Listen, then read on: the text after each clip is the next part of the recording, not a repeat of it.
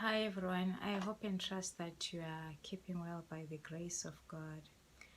Oh, if you look around our world today, there's so much pain, there's so much suffering, there's so much injustice.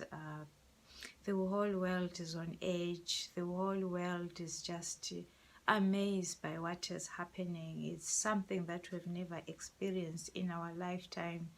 Things are just changing at a very rapid pace, and there's so much for our minds to process, and it's just unbelievable. The pain and the suffering is just out of this world. So what do we do in these circumstances? The Bible tells and warns us that in the last days there will be so much lawlessness. Evil men will grow worse and worse. The love of many people will grow cold.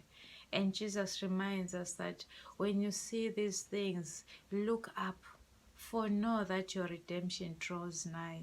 So what else are we supposed to be doing? Because he also told us that we are to occupy until he comes.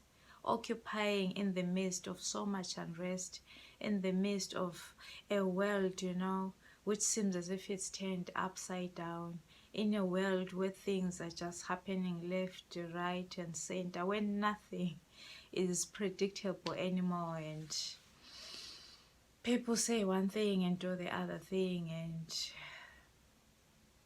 it's just a place where we've never been.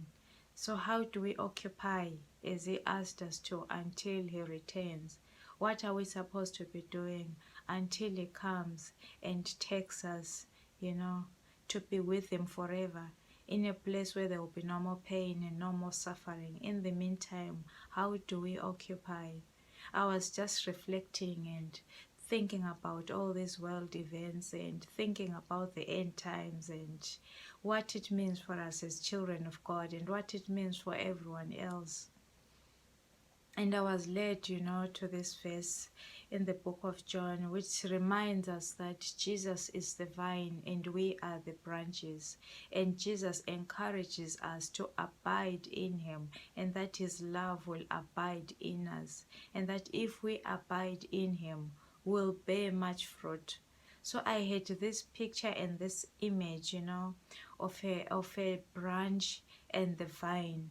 And I was thinking that it's the branch which is attached to the vine, which grows, which has got so much life. It receives all the nutrients, everything that it needs to thrive and to bear fruit.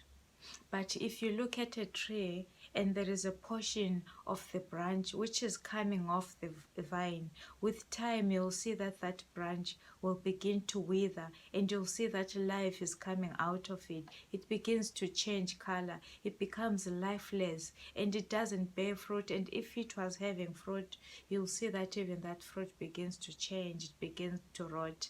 Why? Because it's no longer connected, to the vine. So I think that's what we are supposed to be doing as well. This is where we are supposed to be found. We are supposed to be found at all times connected to the vine. We are supposed at all times to be connected to Jesus Christ. A tree or a branch which is connected to the vine, it doesn't matter what the elements outside are, because there's everything in that branch to sustain there's everything, in that vine to sustain the branch, regardless of what's happening outside, regardless of what the weather is like. The branch is sustained by the vine as long as there is that connection. It's the same with us as children of God. As long as we are connected to Jesus, it doesn't matter what is happening outside.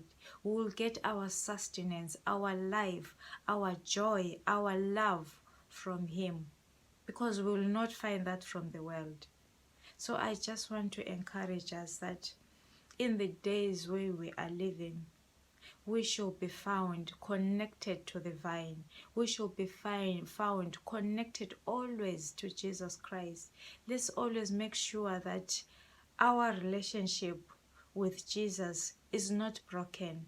Because for those moments where we are not connected to him, that's when we feel, dry. That's where we feel the effects of what is happening in the world. So now more than ever, I just want to remind us that we have to stay connected to the life source. We have to stay connected to Jesus Christ. He promised us that in the world we'll have tribulation, but we shall have cheer because he has overcome the world.